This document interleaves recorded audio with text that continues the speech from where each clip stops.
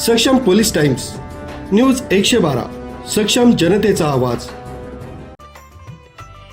नाशिक रोडच्या gel road परिसरातील Saint Philomena शाळेच्या मुख्य प्रवेशद्वारासमोरच चेंबरलगत मोठा खड्डा पडल्याने विद्यार्थी, पालक आणि नागरिकांच्या सुरक्षेचा प्रश्न निर्माण झालाय। शाळा आणि भाजी बाजार असल्याने या परिसरात दिवसभर मोठी वर्दळ असते, त्यामुळे तातडीने दुरुस्ती करण्याची मागणी होत आहे। नाशिक रोडच्या जेल रोड परिसरातील सेंट फिलोमेना शाळेच्या मुख्य प्रवेशद्वारासमोर चेंबरलगत मोठा खड्डा पडला आहे।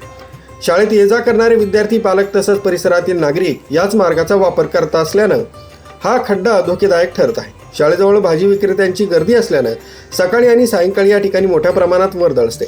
अशा परिस्थितीत एखाद्याचा पाय खड्ड्यात अडकून गंभीर अपघात होण्याची शक्यता नागरिकांनी व्यक्त केली।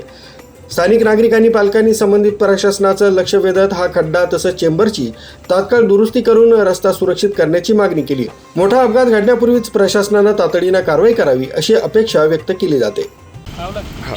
सेंट फिलोमेना शाळा इकडं हा खड्डा बुजवला गेला पाहिजे। फीडबॅकर 4 टाकले पाहिजे, बारीकले कॉन्क्रीटचे फायबरचे तोडून टाकू राहिली सगळे। 4 आहे ना, फिलोमेना शाळा आहे, 6,500 मुलं येणं, बारीक बच्चे इकडं लवकर व्हायला पाहिजे।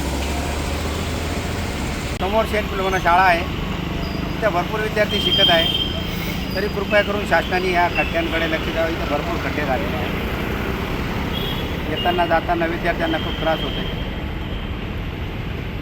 न्यूज ब्युरो, सक्षम police times, news 112 Nashik road.